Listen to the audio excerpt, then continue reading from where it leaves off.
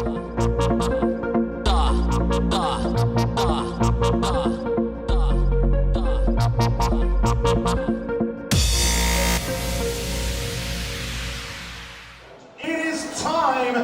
meet the fighters. Introducing first, fighting out of the red corner. This man is representing Guerrilla Fight Team, Jack Paddison. His opponent standing across the cage. Fighting out of the blue corner, this man is representing CMMA, Adam Butterworth. Yeah, I was quite impressed with him, and I'm excited for this tournament. I love a tournament situation. Absolutely. I think it's been concluded on the April fight card, or the next Almighty will be the conclusion of the tournament, if I'm not mistaken. Yes, and Butterworth's getting his strikes off before he shoots in for a takedown. Took a couple of leg kicks beforehand, but there didn't seem quite as much sting as in them as in the previous fight. No, and he was catching his guy coming in, with a nice straight shot each time. So, I'd like to have seen him, just release those hands a little bit, throw maybe a few looping shots after, follow up with those crosses that he was landing. But he's got the takedown now and he seems happy there. But straight to the full mount. Look at that welt on his leg already. It's the ones that you don't hear that are the worst. So it would appear. And straight away, Paddison trying to fight out of the full mount, and he does. We've got Butterworth back inside control. It seems to be a little bit of bleeding above the eye of Butterworth. I think he's got a bit of a cut going there. I can't tell whether it's Butterworth bleeding or whether it's kind of his opponent bleeding, and it's hard to tell from this angle, isn't it? Yeah. But Butterworth back in the full mount now, smothering his opponent, giving him a taste of some chest. So keeping nice and flat to him, heavy on his hips, but looks like we're going to have a sweep here. That's it. And Paddison, beautiful. He didn't let go. It's not a technique I'd go with, keeping hold of the head, but it's worked for him. Butterworth straight round to the back. Sometimes when you don't let go of that head, it can end up like that. And he's got a choke sunk in there. It doesn't look like it's underneath the chin. Paddison did seem to be signalling to the ref that he was okay there. Yeah, he gave him a thumbs up. That's nice and calm. I think he gave him 2 thumbs up from the look of it. That is confident. You never want to do the Shinya Aoki where you put your thumb up and someone grabs your neck and chokes you out, though. No. And I like to keep focused on the fight. The ref will stop it when he's ready to. But, he's out of there. He's out of there. It wasn't on tight. He's pulling him in nice and tight, is Paddison. Yeah, he's avoiding taking any of that damage. But, again, Butterworth with the dominant position here. Yeah, I think Butterworth's at a bit of a loss right now because he's using a lot of arm energy here. He's going to be scared of gassing out because if he gets back to the feet, it'll really tell in his arms. He's not let go once, and I think this is using the same sweep that he used earlier again. He's almost to the top. Nearly had that bulldog choke there. There we go. But he's popped out, and Butterworth still stays on top. Be a big win for Butterworth here, evening up the record, making it an even 3-3. So I imagine he's quite keen to get the win here, more so than usual. Yeah, definitely. And Butterworth, he's the way he's been fighting as of late, his record doesn't do him justice. He's been putting in some good, solid performances, and another dominant round. You've got to say, he was in control the whole time, even when he got swept. Yeah, he immediately fought back and regained his top control. That's it. And maybe the water cut above Butterworth's eye there. They've got the swab on it. Maybe just a little one. It didn't look like it would. It wasn't gushing or anything, was it? No. Adding a little bit of flavour to the cage. That's it. Yeah.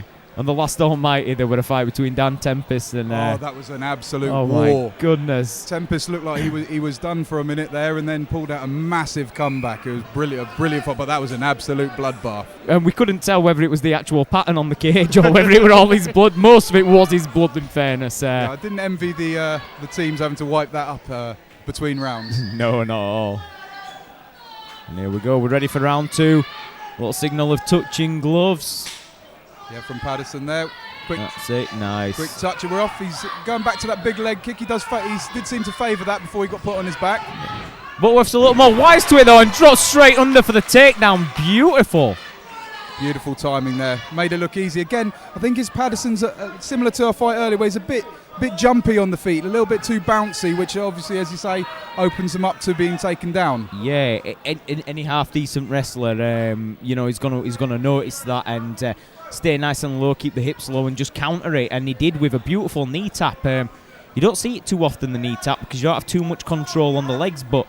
He threw it and the guy went for a cartwheel, so it worked. That's it.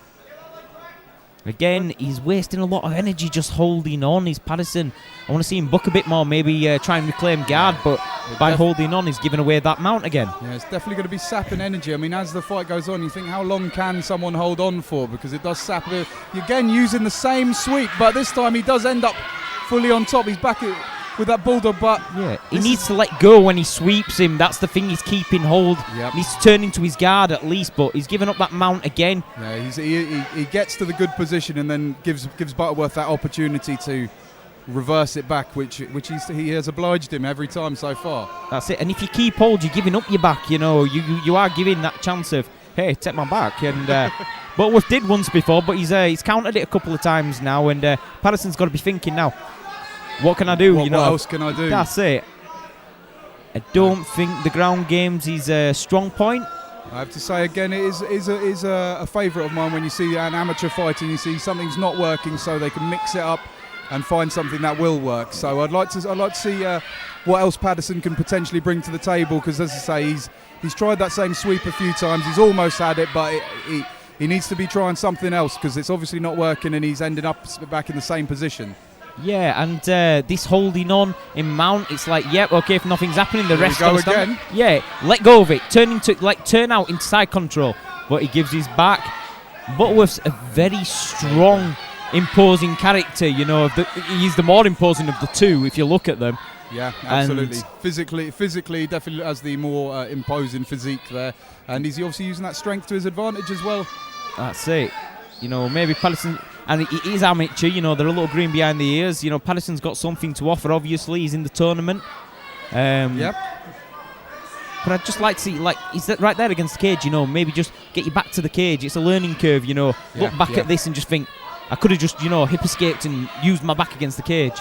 Yeah, absolutely. At the moment, it's another round in the books for Butterworth, who's just imposing his will at the moment. Paddison not able to get off very much offense. He's more in sort of surviving the round, trying to take as little damage as possible. That's it. And if you look at Paddison, comes out first round, throws a couple of leg kicks, really do the damage. Holds on a lot, gets sweeps and gets swept, sweeps and gets his back taken. Comes out the second round, does the same. Yeah, that's and it. Then Butterworth comes out. First round, takes a couple of leg kicks. Comes out second round. First thing he does is check the leg kick. Yeah. And that's the thing. You've got to be adaptable in there. Sometimes it's not about having the best game plan. Sometimes it's just about being ready for anything and learning as you go. Absolutely. Exactly. If you were in the corner of Jack Paddison there, Danny, what would you be telling him right now? I'd be saying, look, move. Use your hips. Just let go. He's prohibiting his own movement by holding on. If you hold on, you can't buck with your hips, you know what I mean? You need to be able to just get that base, buck with your hips, see what happens, throw him off balance, maybe get back up to your feet, because that's clearly where you want it. By holding on, you're keeping it on the ground. Yeah, so hopefully we'll see if Paddison's his corner's giving him any of that advice now. Let's see if he changes game plan up again. But I might... Again, very cheeky there. That's it. Touch of gloves. I don't think the gloves even touched, and he threw the leg kick. But he's got a takedown.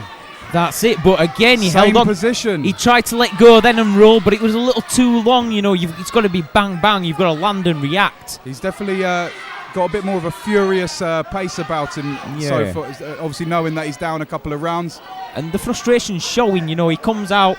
Butterworth goes to touch gloves. Paddison teep kicks him.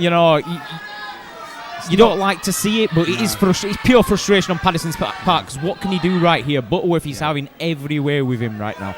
Yeah, absolutely. I mean, I'd like to give him the benefit of the doubt. You're just getting a bit excited, and you think that the gloves have touched, and you want to get in there quick. But at the same time, as I say, it's not something that you like to see, and it can be interpreted as as being a bit dirty. But so I'd like to give Paddison the benefit of the doubt and think that he went to touch and just tried to get in very quickly. But here he is again, back in the full mount, trying to use the same sweep. So let go, escape the back door then. He's high on you, that's it. There we go. But Butterworth looks like he could be looking for that arm. Could be looking for that rolling arm bar there. It does look like he's there trying we to go, get he's that leg looking round. for something. Maybe looking for a Kimura or some kind of shoulder lock there. I think he's let go of the arm bar. Paddison looking to his corner, listening to the advice. Risky there, trying to Triangle choke, nice transition there. This could be it. This could be it. Butterworth only needed a little bit of room. Paddison's been holding on. This doesn't look good here for Paddison. It's a grimace there. And there we go. He taps. A beautiful finish there. From the minute Butterworth got an inch, he sunk something in. He was looking for the finish all that round. He tried a couple of Kimuras, rolling armbar, even tried a bit of a shoulder lock. Eventually set up the triangle, and that's it. That's all she wrote. That's all she wrote. Ladies and gentlemen, your appreciation please for our fighters. And so to the result in our first fight in our featherweight tournament, we reached the conclusion 1 minute 40 seconds into round number 3. Your winner by triangle choke from the blue corner, Butterworth. And of course, let's hear it for his opponent, Jack Paddison.